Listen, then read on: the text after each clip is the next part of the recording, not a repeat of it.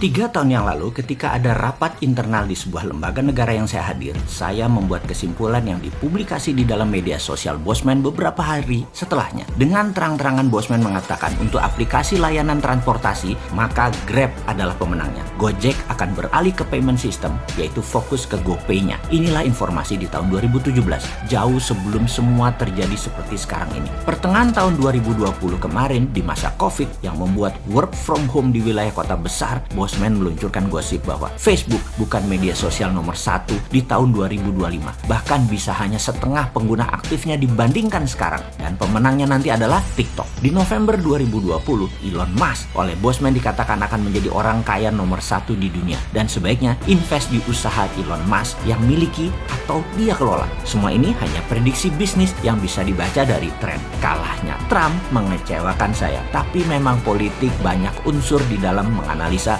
bukan hanya popular vote. Singkat cerita, impian saya mencari sekondan dalam perang melawan komunis Tiongkok dan globalis bersama Trump musnah. Trump selesai. Kita fight sendirian. Nggak apa-apa. Seru malahan. Bosman ini untuk perang dengan komunis Tiongkok dalam economic approach strategi yang dipakai Tiongkok soft powernya sudah sangat siap untuk antisipasinya. Juga untuk lawan globalis. Setelah menang baru nanti sikat Amerika. Tetapi sekarang keoknya Amerika tanpa Trump, yowis. Amerika baru sekarang ini. Kita bahas di lain kesempatan. COVID dikatakan Bosman beritanya akan turun di seluruh dunia karena telah berhasil untuk memukul Trump. COVID telah selesai sebagai political tool. Namun tugas COVID sebagai pandemik masih panjang. COVID adalah musuh biologis dan belum bisa teratasi mungkin hingga 4 tahun ke depan. Kecuali bernegaranya seperti Mongolia mungkin ya, atau beberapa negara yang dipimpin cewek seperti New Zealand, Taiwan. Itu semua bagus sekali mengelola COVID-nya. Sekarang kita balik ke geoekonomi dulu. Kita tinggalkan sebentar geopolitik Amerika yang sudah selesai dengan Biden dilantik. Demokrat menang dan bersiap-siap kita perang shadow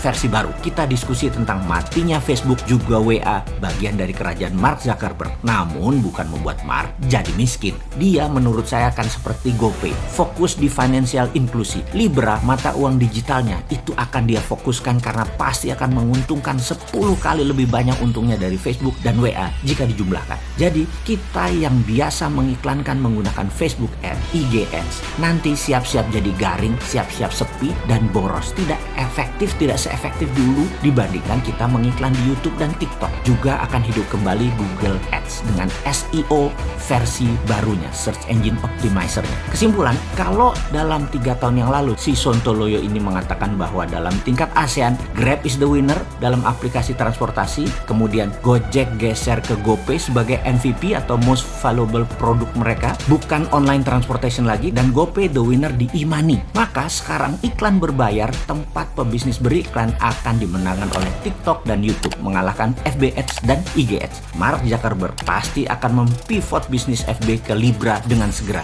digital currency. Nah, disinilah swasta besar yang dalam bahasa Bosman adalah globalis cabal memainkan dunia. Bayangkan, negara itu lebih berdaulat dari korporasi. Namun banyak negara yang dikelola dengan manajemen lemah, tidak berdaulat. Jangankan lawan negara kuat, lawan big giant corporation aja keok. Google bisa lo kendalikan sebuah negara, FB, IG, WA bisa kendalikan sebuah negara. Banyak negara takluk karena rakyatnya sudah tergantung 99% terhadap giant corporation yang menggurita bagaikan kaki oktopus. Jadi kalau dalam Mardigunation kita akan menyarankan pemerintah swasta terbitkan Libra, terbitkan Bitcoin, apa dasarnya? Kemudian e-renminbi dimainkan di Tiongkok tahun lalu, di dalam negerinya menggantikan renminbi lama yang hanya beredar di dalam negeri berbasis proyek. Seperti saran Sontoloyo jauh-jauh hari, kita segera menerbitkan e-rupiah. E-rupiah ala MMT ya. Kemarin mengambil SWF-nya saran Bosman. Terima kasih, tapi tetap pakai bunga, pakai pinjaman, bukan pakai cara MMT. Nggak apa-apa, nice try, selamat mencoba, silakan, monggo. Sekarang e-rupiah ala MMT, ala e-renminbi, bukan ala Bitcoin, bukan ala Libra. Lakukan segera, lembaganya kan sudah ada, SWF tadi. Beredarnya e-rupiah tadi masuk langsung ke kalangan UKM. Bener deh bos, ekonomi kita ini bisa belangsak di tahun 2021 ini, tahun kepekatan. Kalau tahun 2020 saja, tahun inflasi, tahun 2021 ini tidak lebih baik, bahkan lebih buruk karena 3 juta orang akan terpapar COVID. Rumah sakit akan hanya terima yang berat-berat saja. Isolasi mandiri, semakin panjang masa isolasinya. Tadinya 14 hari, sekarang bisa sebulan. Bayangin kalau direksi, pengusaha, UKM, orang yang menggaji orang lain harus isolasi, ekonomi belangsak, pengangguran meningkat. Saat ini di diprediksi 90% warteg di Jabodetabek akan tutup karena tidak bisa bayar sewa dan naiknya harga bahan baku. Dan banyak lagi masalah ekonomi mikro lainnya. Berani nggak terbitkan rupiah melawan IMF, World Bank, dan globalis? Ayolah, mana sih nyali lo?